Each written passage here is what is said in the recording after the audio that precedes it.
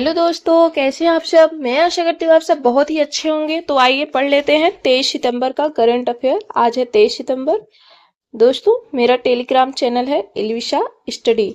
आप सभी लोग जाकर के अगर सर्च करेंगे इल्विशा स्टडी तो आप सभी लोगों को मिल जाएगा, जहाँ पे मैं आप सभी लोगों को फ्री में पीडीएफ किसी भी सब्जेक्ट का जो भी मेरे यूट्यूब पे मैं पढ़ा रही हूँ उससे रिलेटेड आप सभी को पीडीएफ मिल जाया करेगा। तो आइए पढ़ लेते हैं। हाल ही में श्रीलंका का राष्ट्रपति चुनाव किसने जीता? तो ये जीता है अनुराग कुमार दिया नायके। अनुराग कुमार दिया नायके श्रीलंका के राष्ट्रपति चुनाव जीत चुके हैं। उसके बाद आ जाते हैं, हाल ही में क्वाड देशों द्वारा लॉन्च कैंसर मूनशॉट पहल का संबंध किससे है? तो ये है सर्वाइकल कैंसर। बहुत तेजी से जो कैंसर है सर्वाइकल, ये बहुत तेजी से लोगों में देखने को मिल रहा है। अब देख ही रहे हैं कि बाहर की चीजें वैसे भी लोग इतना ज्यादा खा रहे हैं, मतलब क्या ही बताएं कि मतलब प्राकृतिक रूप से जो भी चीजें मिलती थी उसमें इतना ज्यादा छेड़छाड़, इतना ज्यादा मतलब जनसंख्या बढ़ रही है तो जरूरतें भी लोगों की बढ़ रही हैं, तो उसके लिए इंसान इतना ज्यादा ऐसी ऐसी चीजें यूज कर रहा है जिससे मतलब लोगों को नुकसान हो रहा है। अभी तो सर्वाइकल कैंसर तो बात है ही, बाकी और सारे बीमारी इतने कम एज में लोगों को हो जाती, तो आप सभी लोग देख ही रहे हैं। तो ये सब है मनुष्य के द्वारा ही प्रकृति में छेड़छाड़ का नतीजा है। उसके बाद आ जाते हैं, हाल ही में हंगरी शतरंज ओलंपियाड का 45वां संस्करण किसने जीता? तो ये जीत चुका है अपना देश भारत जीत चुका है।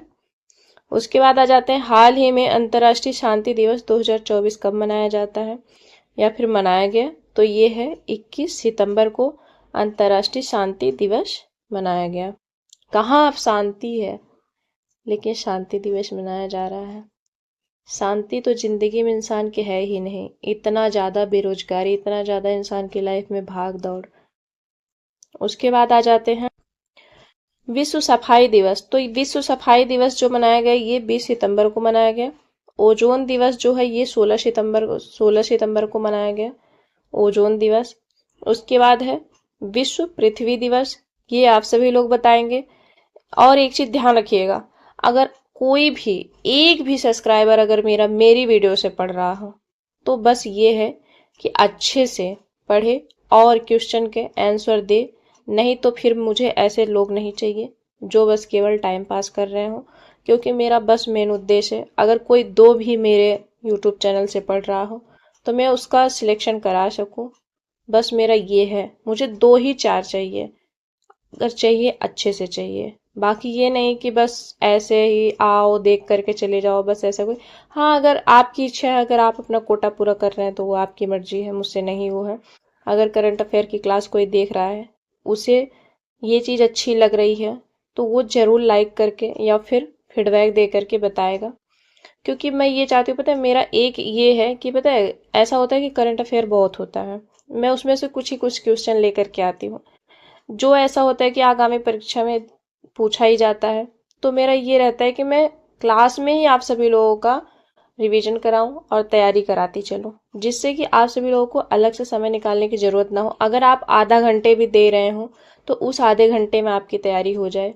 चलिए ज्यादा समय नहीं बर्बाद करते हैं, पढ़ लेते हैं। जैसे कि है जैव विविधता दिवस, ये भी आप सभी लोग बताएंगे। विश्व पर्यावरण, ये भी आप सभी लोग बताएंगे। 3 क्वेश्चन मैंने बहुत ही सरल बहुत ही आसान दिया है, बाकी आप सभी लोगों के ऊपर है।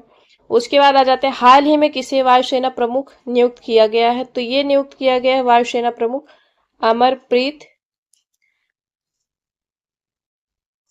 अमरप्रीत सिंह को वायुसेना प्रमुख नियुक्त किया गया हाल ही में। उसके बाद आ जाते हैं, father of atomic energy, atomic energy के फादर यानी जनक कौन है? तो डॉक्टर होमी जहांगीर भाभा जी हैं। उसके बाद आ जाते हैं, कैगा कहाँ पे लगाया गया परमाणु संयंत्र? तो ये कर्नाटक में, नरोरा अपने यूपी में, कुंडनकुलम तमिलनाडु में, कलपक्कम जो है ये, सॉरी ये मैंने कलपक्कम कर दिया, 1 मिनट। ये जो कलपक्कम है ये भी है तमिलनाडु में ही, ये हटा दीजिएगा, ये भी तमिलनाडु में है, तमिलनाडु में ही है कलपक्कम भी। उसके बाद तारापुर है, तारापुर जो है ये महाराष्ट्र में है, महाराष्ट्र में है। 1 मिनट, थोड़ा रुक जाइए, समय दीजिए, मैं कर दे रही हूँ। तारापुर जो है ये बच्चा महाराष्ट्र में है और कलपक्कम तमिलनाडु में है। ठीक, ध्यान रखिएगा। उसके बाद आ जाते हैं, हाल ही में FSSAI के राज्य खाद्य सूचकांक 2024 में किसे शीर्ष स्थान मिला? तो ये मिला है केरल को। किसको मिला है? केरल को। उसके बाद है, प्रेस फ्रीडम में रैंक भारत की कितनी है? तो प्रेस फ्रीडम में भारत की रैंक 159 है। पर्यावरण प्रदर्शन सूचकांक में 176 है। SDI इंडेक्स में, ये जो 2024 का मैं बता रही हूँ, SDI इंडेक्स में 134 है। SDG रैंक में 109 है। ग्लोबल जेंडर गैप में 129 है। ध्यान रखिएगा। प्रेस फ्रीडम में 159, पर्यावरण सूचकांक में 176, SDI में 134, SDG में 109, ग्लोबल जेंडर गैप में 129। ध्यान रखिएगा।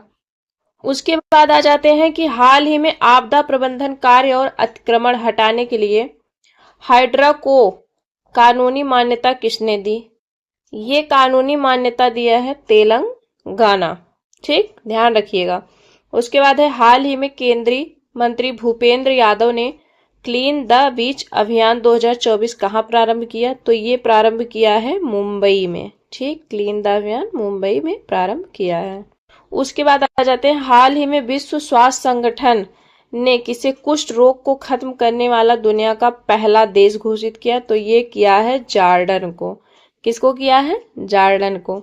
उसके बाद आ जाते हैं, हाल ही में संपत्ति क्षति वसूली अधिनियम लागू करने वाला तीसरा राज्य कौन सा बन गया? तो ये बन गया है अपना उत्तराखंड। कौन बन गया? उत्तराखंड। कुछ महोत्सव में आप सभी लोगों को बता देती हूँ, जैसे कि लोसांग सिक्किम में, लोसर लद्दाख में, हेमिस लद्दाख में मनाया जाता है।